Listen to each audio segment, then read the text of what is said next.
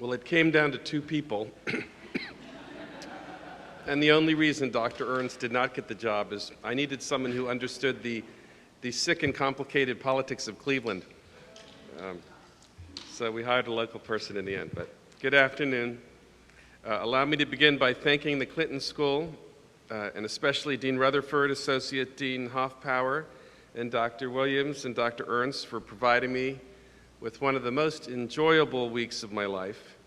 I will really cherish the memories of my time with the faculty, students, and civic and philanthropic leaders here in Little Rock, so thank you. My talk is entitled Mutual Dependence, Building Effective Models for Community Change Through Collaboration.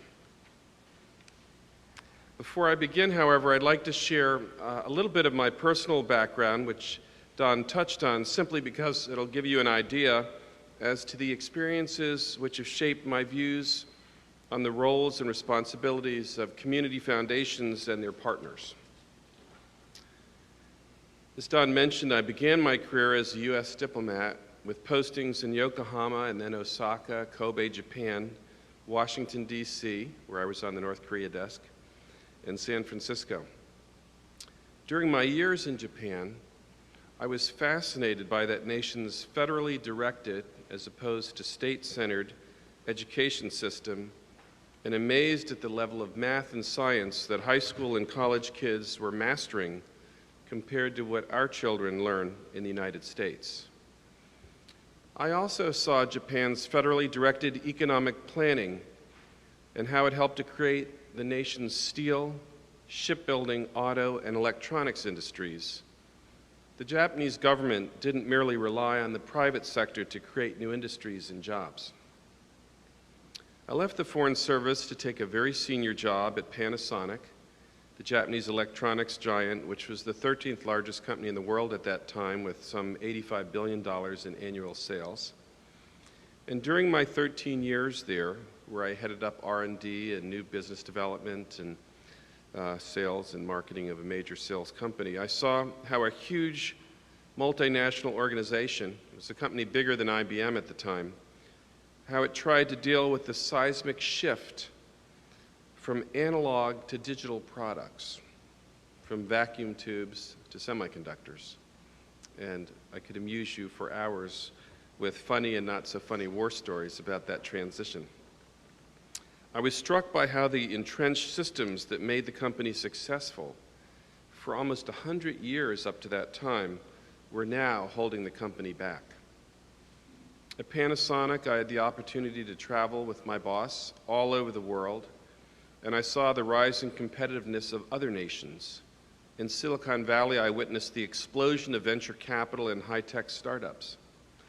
I noticed that a huge number of the Valley's startup CEOs had been born and educated, at least K through 12, overseas.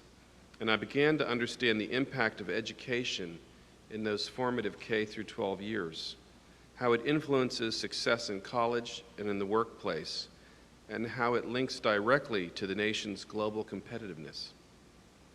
In 2001, I left Panasonic to become managing director of the CIA's Venture Capital Fund. George Tenet had been a good friend of mine in college, and he called me one day and said, I need you to come down to Washington and help us out. My job was to help the CIA acquire cutting-edge technologies that would improve intelligence gathering and prevent a 9/11 type terrorist attack on the U.S., which George knew was coming. Unfortunately, 9/11 occurred soon after I arrived. Needless to say, it was an interesting time to work at the CIA. This position led to new revelations. I saw how vulnerable we were to foreign threats and how ill-prepared our government was to meet them. Part of the reason for this was simply because of volume, as opposed to quality agent recruitments or quality intelligence reports, had become the key metric for promotion at CIA. CIA headquarters was overwhelmed with an avalanche of worthless intel reports from the field, which contained no meaningful intelligence. An antiquated bureaucracy had taken over, minimizing the chance that the few reports that did get through that had credible threat information got the attention they required. This brings me to my present assignment. 8 years ago, I assumed the presidency of the Cleveland Foundation, the nation's oldest and second largest community foundation. And our mission, like all community foundations, is to enhance the lives of all residents of our area, Greater Cleveland, and we've been at it for almost 100 years. In 2014, we'll have our centennial. Our endowment stands at $1.9 billion. It's 2.4 billion, I'm sorry, 2.2 billion before the crash in 08. And we authorize some $85 million in grants each year just in Greater Cleveland. Since 1914, we've granted out about $1.6 billion to the community. We're regarded as a proactive foundation because, in addition to fundraising and grant making, we engage as a convener, catalyst, advocate, educator, and strategic investor. While we engage in responsive and donor-directed grant making through donor-advised funds, we invest appreciable time and effort in self-initiated work.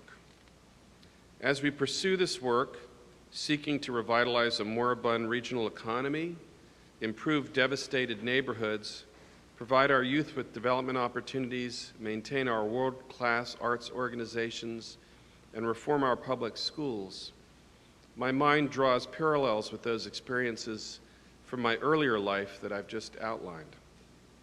Once again, but this time in Cleveland, I see entrenched bureaucracies that exist only to preserve the status quo. And I see depressing contrasts with my earlier life, including the absence of federal leadership on education, so unlike the Japanese approach, the lack of academic rigor in our schools, and Northeast Ohio's crying need for Silicon Valley-style risk-taking and innovation to stoke the long-dormant fire that once fed an economic powerhouse, the third wealthiest city in the U.S. that was Cleveland. Those glorious days are long gone for us now. Now we face a steep climb, but I'm more hopeful than I've been in a long time, and I think you'll see why as I go along. I'm optimistic in part because we're finally taking ownership of some of our most intractable problems, and we're fighting back with creative strategies that are making a measurable difference already. I'm proud, too, mostly of my staff and my board, because in many instances, the primary voice that has sounded the call to arms and rallied the community to coalesce and work for the greater good has been that of the Cleveland Foundation. Let's look at two models of engagement playing out now in Cleveland. The first one is based in a defined geography comprising several neighborhoods. We call it the Greater University Circle Initiative. This initiative dates back to 2005 when the Cleveland Foundation convened a collaborative effort to tear down the walls between Cleveland's University Circle and the surrounding neighborhoods. Envision, if you will, two worlds that exist side by side and are linked only by their proximity. There are no other commonalities. University Circle is a civic treasure. It's the cultural, medical, and educational capital of Northeast Ohio. It's home to such renowned institutions as the Cleveland Orchestra, arguably the nation's best orchestra, the Cleveland Museum of Art, another premier cultural venue, Case Western Reserve University, where Einstein's theory of relativity was proved, one of the country's leading research institutions, two world-renowned hospitals, the mighty Cleveland Clinic and University Hospitals, and a host of additional museums, botanical gardens, attractions, all packed within roughly one amazing, beautiful square mile. But step outside this enchanted enclave and you'll find yourself in a zone of intense poverty and blight. This is Greater University Circle, a name that the Cleveland Foundation invented, and it's home to some 43,000 residents with a median income of around $18,000 a year. Unemployment exceeds 25%. Suffice it to say that these folks can't afford to attend the orchestra concerts or patronize the high-end restaurants in University Circle. Not only have they historically been underserved, just as perniciously, they've been totally overlooked. In 2005, and by the way, if you look at these little dots, this is a software system we have. Those little dots show things like high crime rates, high teenage pregnancy rates, high gang violence rates. You'll see in the circle there's none of that, and you can see it in those surrounding neighborhoods. So in 2005, we resolved to bridge this divide and connect the surrounding residents to this great economic engine that is University Circle. The coalition we convened included other foundations, the City of Cleveland, financial intermediaries, the region's transit authority, local community groups, and the powerful University Circle anchors, especially Case Western Reserve University, the Cleveland Clinic, and university hospitals. These anchors are key. Against a history of each one going it alone, we hope to unify them around a shared vision for the community, a vision that emphasized the importance of the expanded geography, which is to say they need to care about the surrounding neighborhoods, and the economic development potential of a multi-anchor collaboration. I literally went to the presidents of all these institutions and said, you know, we've been talking about University Circle for 100 years. Would you please call it Greater University Circle and enlarge the circle to include these neighborhoods? That's all it took. They said, sure. We also hope to leverage a combined $3 billion a year in procurement spending from the anchor institutions to stimulate reinvestment and build wealth in the marginalized neighborhoods. So we got to work addressing issues that are important to the area as a whole, but not the responsibility of any individual institution, which is why they hadn't bothered to focus on these neighborhoods before. The Greater University Circle initiative is multifaceted, so let me touch on a few highlights.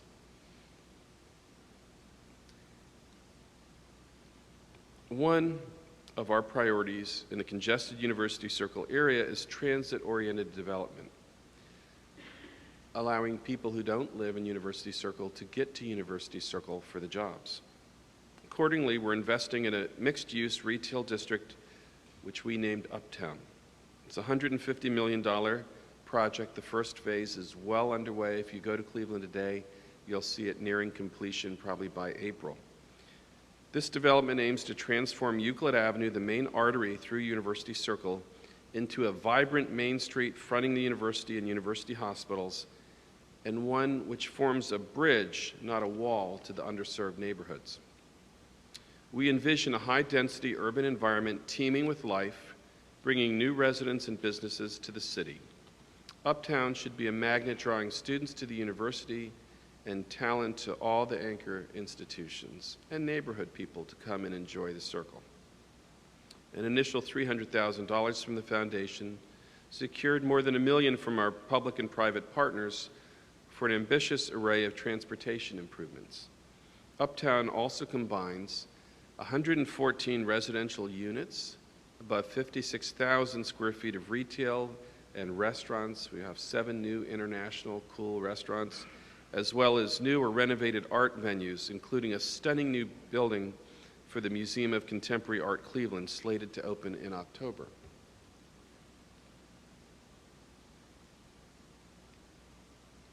We believe Uptown will showcase the greatest concentration of superb architecture in the city. A $4 million loan from the foundation catalyzed the Uptown project. The loan represents the largest single program-related investment or zero interest or low interest loan that we've made. We also gave a $1 million grant for the high-level pre-development design.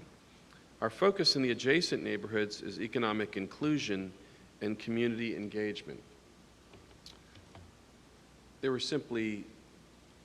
was nowhere to work in these neighborhoods. There hadn't been a new company or a new investment in these neighborhoods in 30 years. So here we're building a network of worker-owned, community-based businesses to serve the anchor institutions, creating opportunities for them to spread their procurement dollars locally.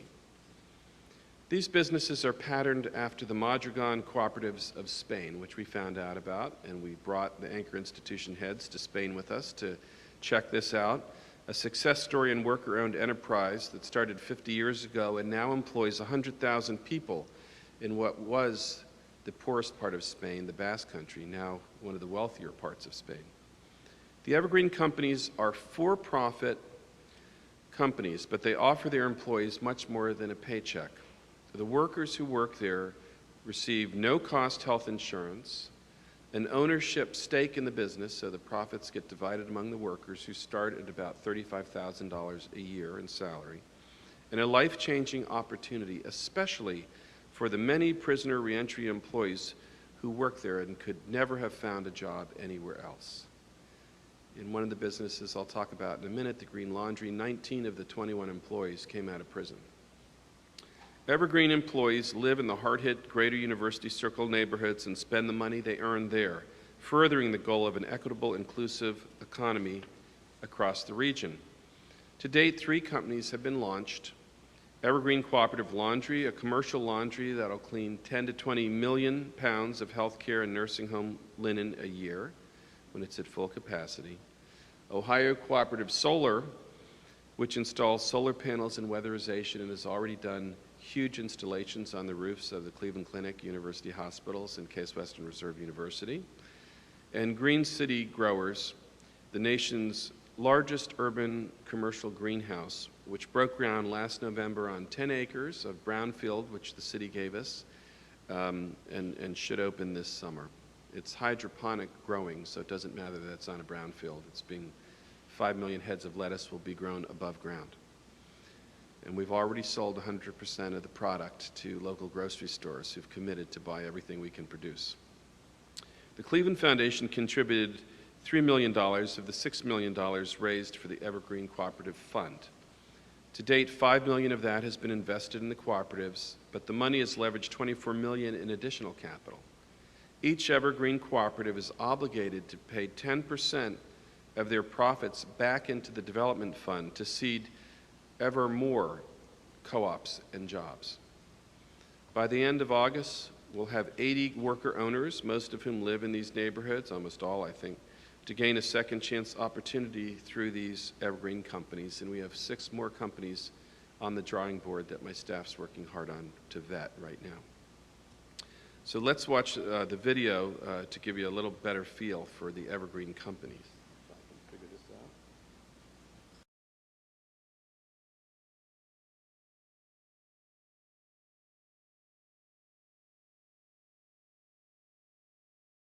So the Evergreen companies are doing very well. We've had not one person recidivate who's worked in our companies now for almost 2 years since they were established. And the average worker, we estimate, in addition to their salary, which I told you is around $35,000 a year with medical benefits, should have in their personal owner account about $60,000 at the 6-year mark.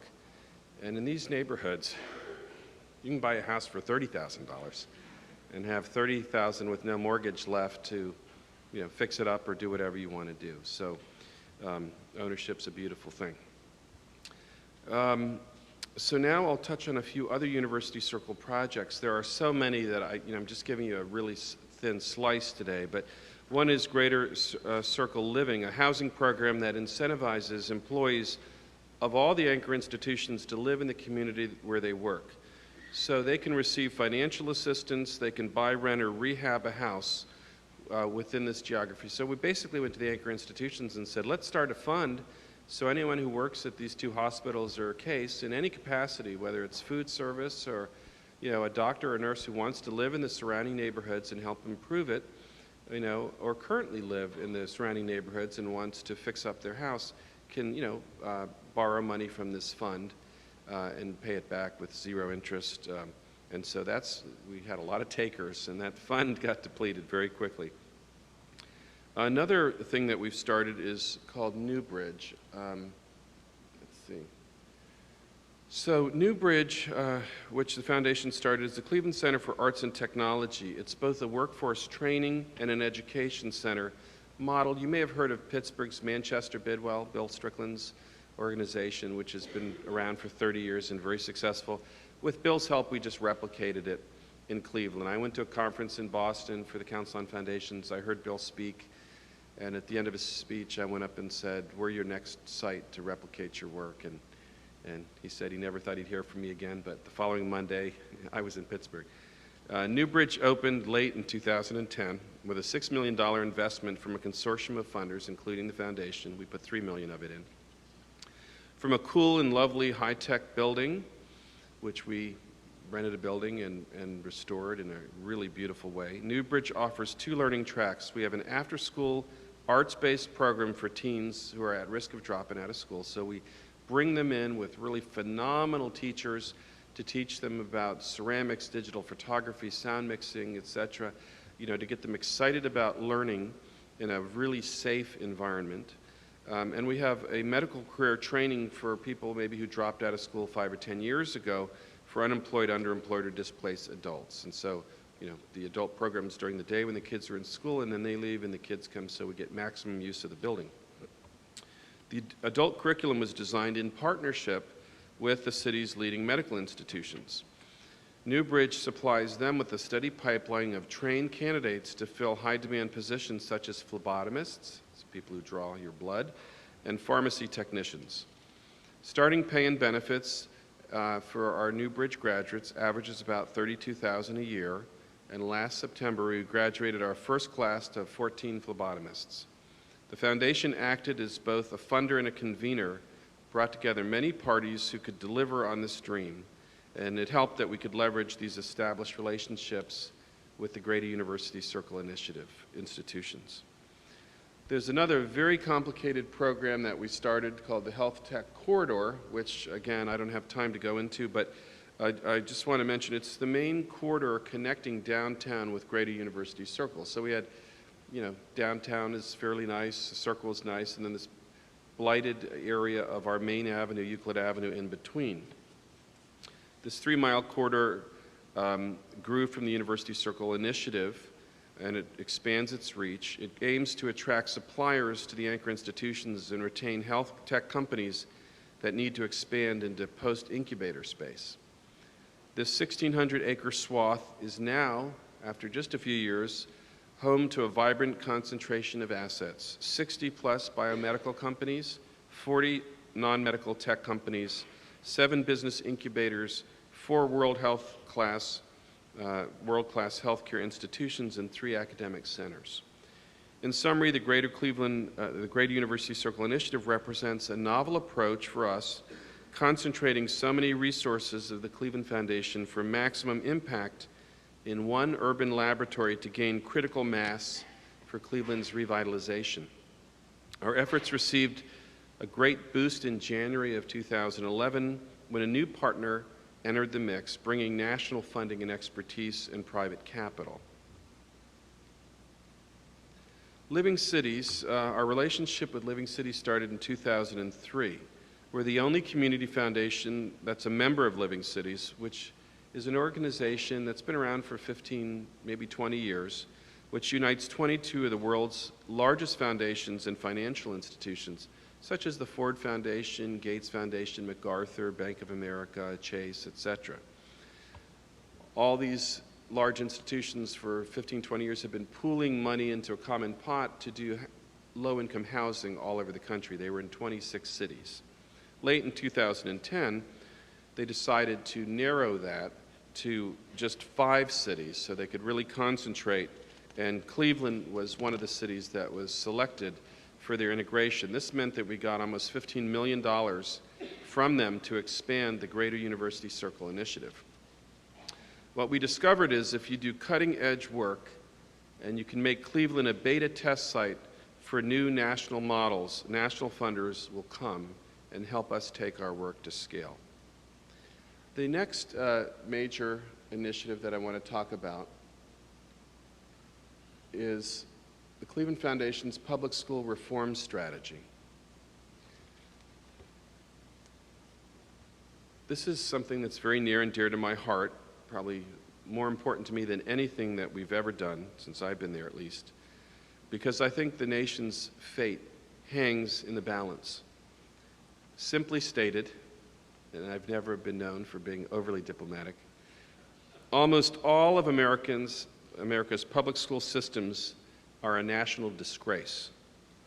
What is at stake is our competitiveness in the global economy, the preservation of our democratic society, which cannot function without an educated electorate, our national security, because the military must have soldiers who can operate high-tech weaponry and read the box that things come in, and our children's ability to lead productive, fulfilling, happy lives.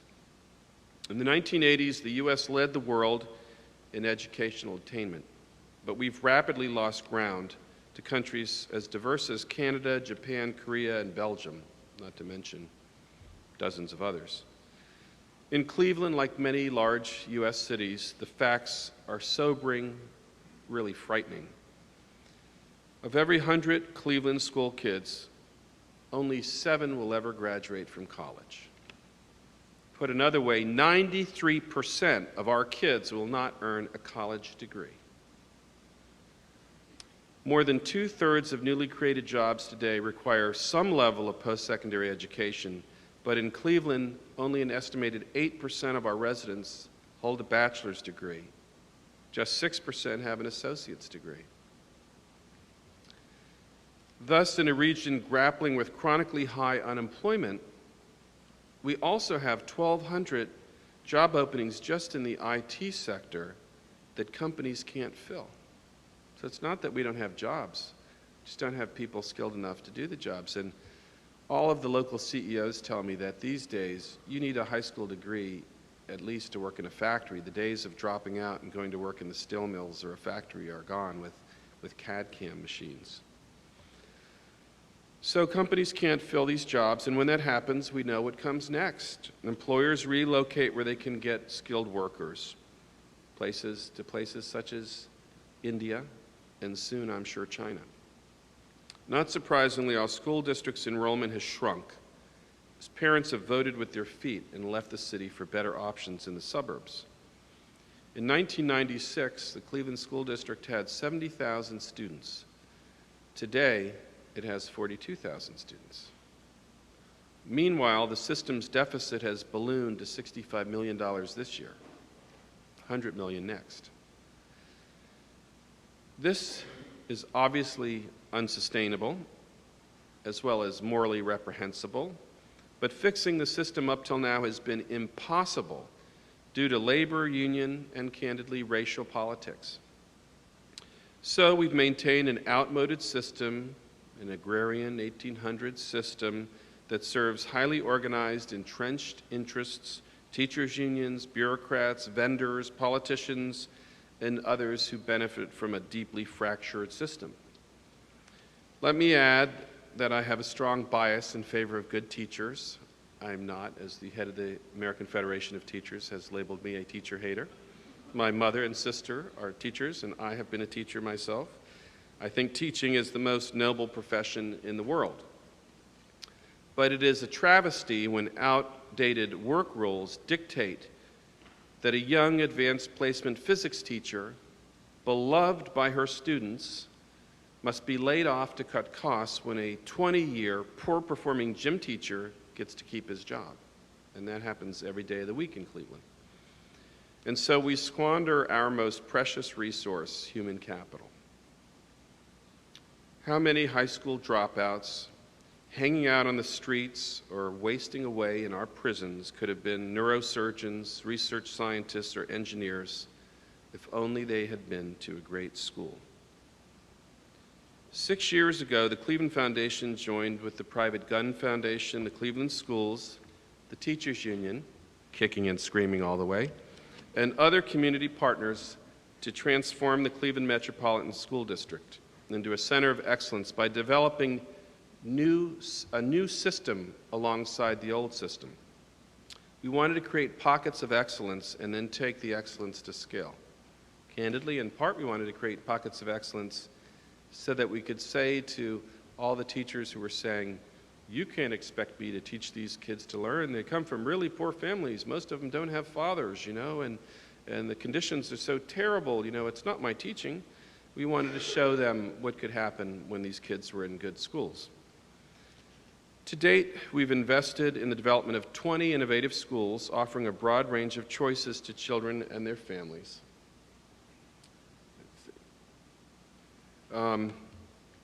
13 of these schools operate within the district. The remaining are 7 high-quality charter-sponsored schools sponsored by the district. Some of these schools are single-gender academies. Others are high schools that focus on science, technology, engineering, and math. While these innovative schools aren't yet where they need to be, as a cohort, they are outperforming other district schools by every measure, and some of them, such as the High School of Science and Medicine, which I'm the chairman of, are excellent. And let me just tell you really briefly, just to give you an example of the High School of Science and Medicine. So about 5 years ago, Frank Sullivan, one of my board members, who's a local CEO, and I went to the superintendent of schools and said, we don't really have any Bronx High School of Science here. We want a first-class science school, and because we have the Cleveland Clinic, University Hospitals, and Case Med School, we could partner and make it the only high school of science and medicine in the country. So let us start a high school. Well, 2 years later, we still hadn't got the go-ahead. But then a funny thing happened. The district had spent 4 or 5 years renovating at the tune of $40 million, a really large old high school. Looks like Central High here from the photos I've seen of Central High. And during that many-year period of renovating the building, they forgot to think about what school they were going to put into it. So I got a call from the superintendent one day who said, you know that science and medicine high school you wanted to do? Yes. Well, we're going to let you do it because we need something to go in that school because people will be really angry if we spend $40 million renovating a school and there's no kids in it. The only problem was it was 2 weeks before the start of the school year. We had 2 weeks to find a principal, all the teachers, write the curriculum, and find the kids. We had our first graduating class. I will tell you first off that every child who entered that school, we had 100 slots and we could only find 78 warm bodies. There's no test to get in. We didn't take the cream of the crop. We literally had my staff handing out leaflets on street corners saying, are you a 9th grader? Would you like to come to a new school? It's in a really safe area. 90% of all the kids were at least 2 years below grade when they started. All of them. Some were 3. We gave them a survey a couple weeks after school started asking why they had chosen the school.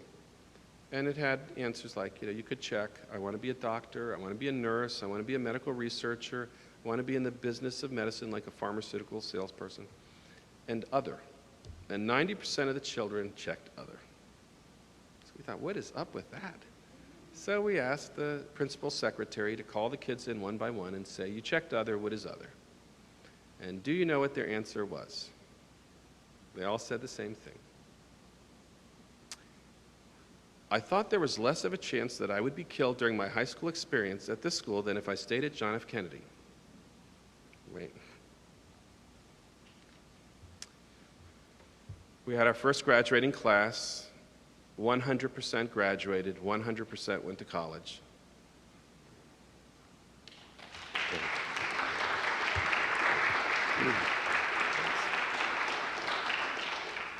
Some little old schools you might have heard of, MIT, Caltech, Stanford, Harvard, places like that.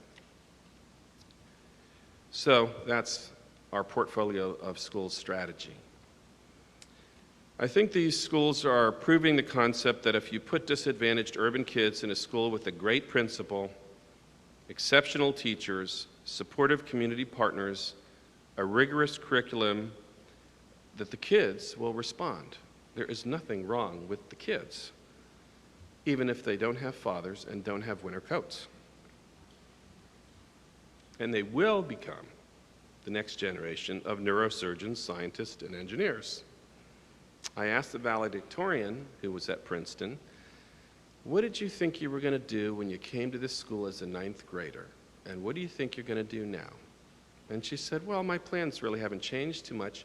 I intended to be in the medical field when I came here as a 9th grader. I aspired to be the receptionist in a dentist's office. And now I'm going to Princeton and I'm going to become a neurosurgeon. The foundation's invested a total of $8.2 million in this plan, and all told, we put $20 million into public school reform in the last 5 years. But this is just a drop in the bucket of the district's budget. We've long recognized that the possibility of real reform has to be tied to changes in state education policy and laws.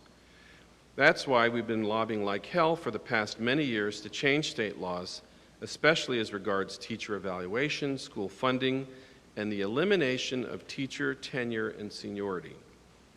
I chaired the Ohio Grantmakers Task Force for Education, and were able to get a number of laws changed under our last governor, Ted Strickland, a Democrat. And then in 2000, this is some of the kids from the High School of Science and Medicine, and that's the school behind us. They put $40 million into it, but didn't bother to fix the roof, so when it rained, we get water leaking into the school. But that's typical of the Cleveland Public School system. In 2010, we helped a group of stakeholders to shape Ohio's successful Race to the Top application, which netted us $400 million in a federal grant. In November of 2010, in the general election, control of the governor's office went to a Republican, John Kasich, and left the Republican Party with solid majorities in both houses of the Ohio General Assembly. When the governor signed the state's operating budget in June of 2011, the bill reflected measurable progress on many of our issues that we got inserted in the bill, like teacher evaluation systems. Because before, even if you had the permission to keep the best teachers and fire the worst, nobody knew who the good teachers and the bad teachers were, because we had no system to evaluate them.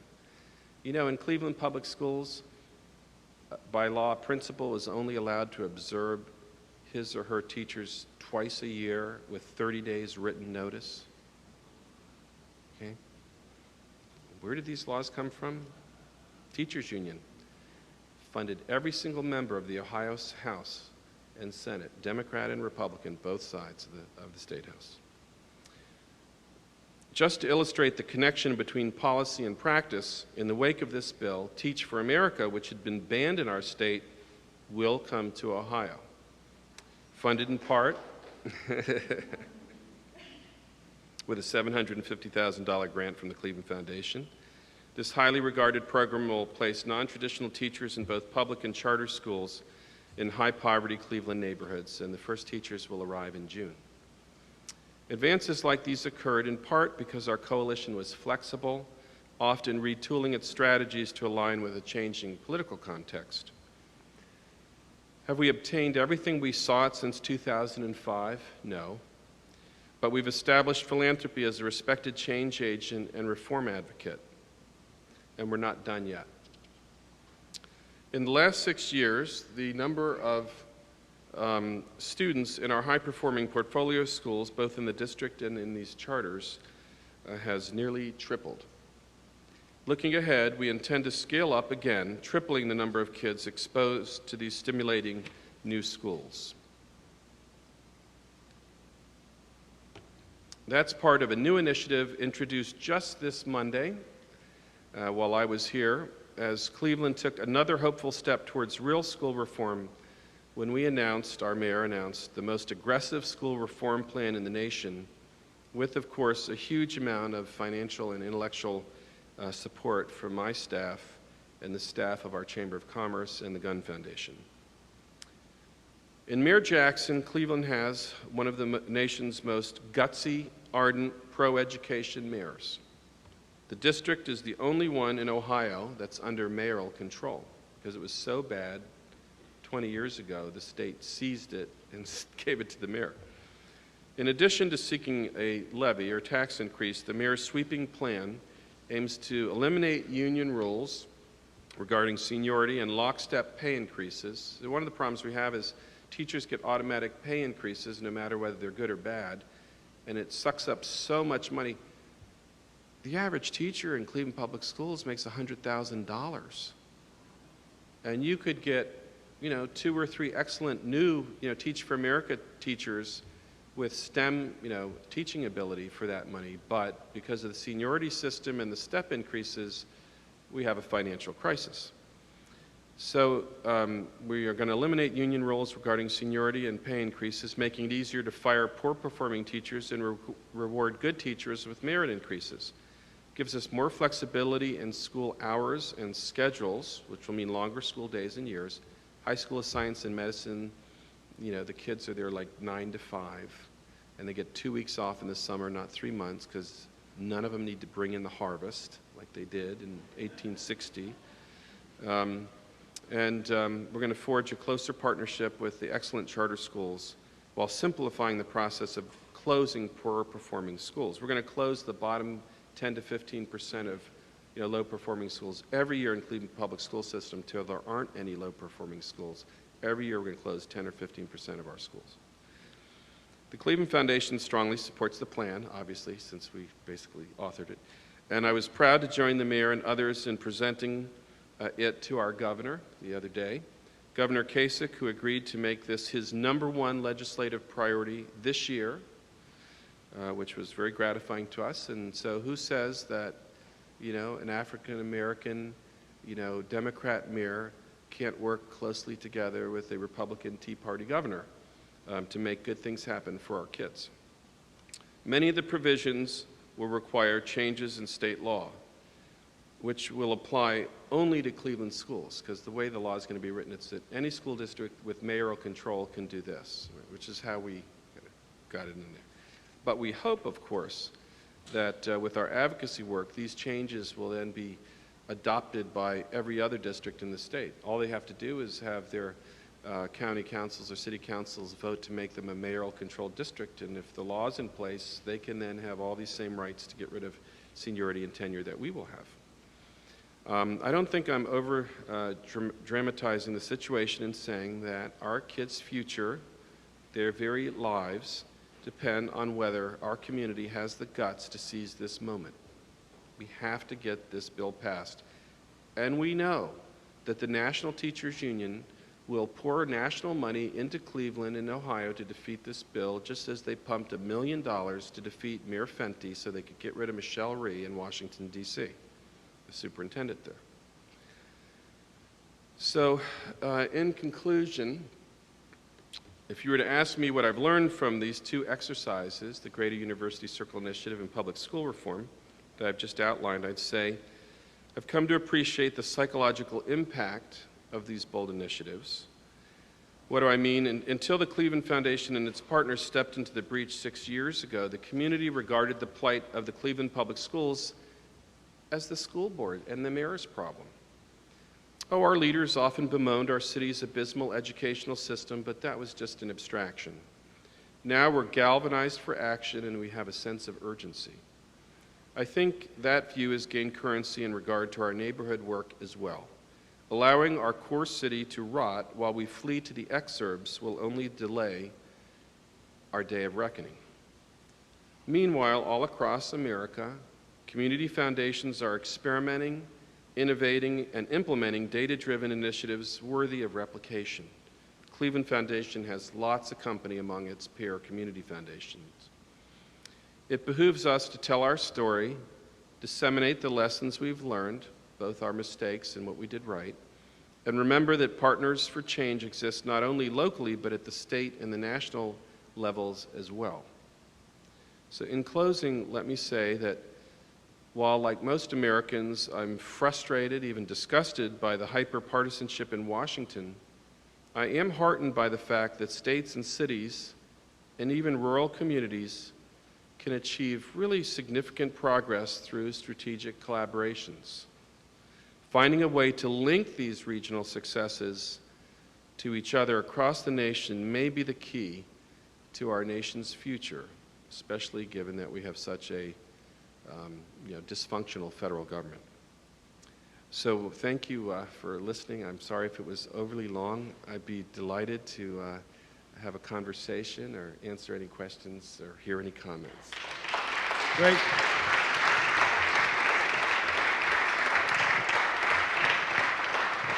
Thanks, Ron. Got some questions. Hillary?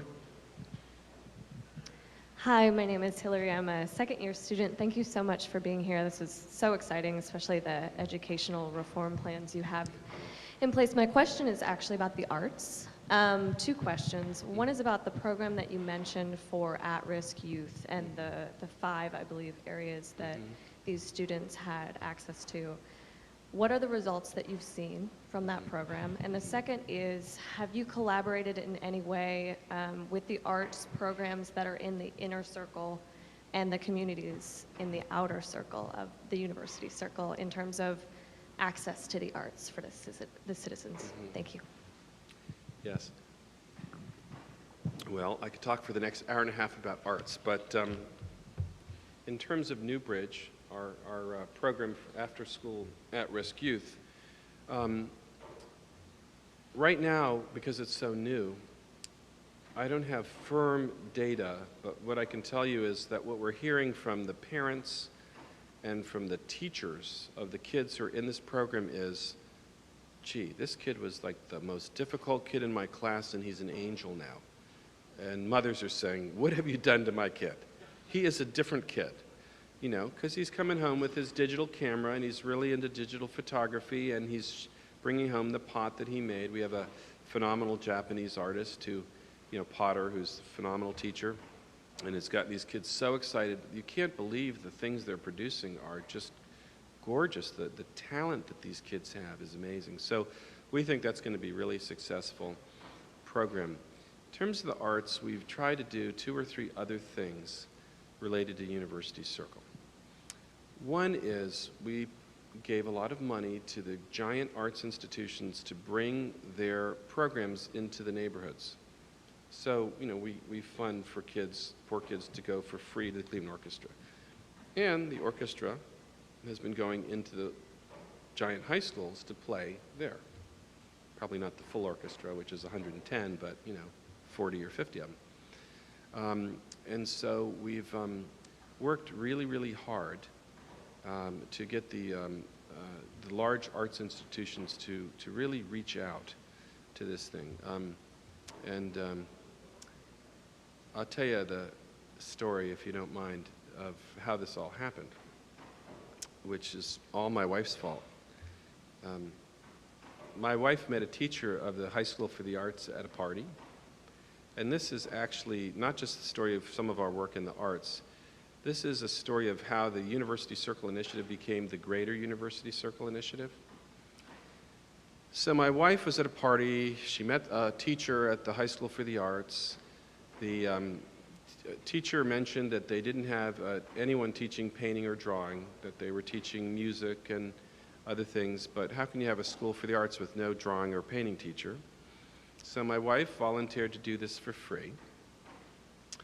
And on Monday, she taught perspective to her. She had 3 classes, about 15 kids each, 14-year-olds. And on Monday, she taught perspective, and on Tuesday, she taught the kids color theory, and on Wednesday, she taught them, I don't know what, next day, brush strokes, so on and so forth. And on Friday, she said to her class, your assignment for the weekend is to go to the art museum and pick your 3 favorite paintings and compare and contrast the brush strokes, the color theory, the perspective, blah, blah, blah. And one of her kids said, Miss Bess, where's the art museum? Which was, by the way, across the street in a building bigger than the Clinton Library, kind of hard to miss from the big windows in the school. And my wife was stunned. None of her kids had ever been in the art museum. And my wife said, how could kids at the School for the Arts not have been to the art museum? Didn't you know that's the Cleveland's art museum? To which one of her kids said, well, we knew it was there, but we didn't think it was for us. So when I drove into my garage at the end of a really tough week on a Friday night, my wife was standing in the doorway like this. And before I had gotten into the house, she had told me the story, and she was very upset. And she said, this is criminal, and what are you going to do about it? And I said, can I have dinner first, and then we can talk about it? So I went back to work on Monday, and they called my folks in and said, you know, the University Circle project has to become the Greater University Circle project. And I literally, as I told you, went to all the anchor institution heads and said, this can be a 10-second meeting. I just need you to answer a quick question. Are you willing to think of University Circle as Greater University Circle, expand the circle to include these 7 poor neighborhoods? That's all I need from you today. And they all said, okay. No one ever asked us, but yeah, if you want, it's fine. So we really concentrated on helping these large arts organizations get into the neighborhoods and then get the neighborhood people into the large arts organizations. In addition, we noticed that our arts, we have phenomenal art museums in Cleveland, many of them, but they're all kind of Eurocentric. So I had an idea in the shower one morning, and we started the Creative Fusion Project to bring international artists from all over the world to Cleveland to work out of Case Western Reserve University, Kent State, Cleveland State University, the Cleveland Institute of Music, the Cleveland Institute of Art. So, for example, we've brought about 12 Cubans to Cleveland. We brought the most famous ballet teacher. We had 200 ballerinas from all over Cuba, all over Ohio, for 2 weeks in a workshop taught by Alicia Alonso's daughter, Laura Alonso, the most famous ballet teacher. We've brought Cuban painters and South African artists from Turkey, a whirling dervish dancer, a playwright from Turkey, a poet from Egypt. So we're bringing people from all over the world who not only teach the students at Case or the Cleveland Institute of Music, so they teach at all the local and give lectures, publicly at all these institutions, but also we bring in high school kids, from the neighborhoods, or they go into their schools. And so thousands of kids have gotten to see what Turkish whirling dervish dancing is like, and to try it and whatnot. So we're really, really active in the arts in dozens of other ways that if I had more time I could tell you. We had people that were leaving, and 3 people walked by, and every person said, this is perfect for Little Rock. Well, let me say, Ron, we are honored to have you here at the Clinton School. You join a list of scholars in residence that Dr. Williams and the center have brought here that have enriched the school, our students, and our state. Ladies and gentlemen, Ron Richard.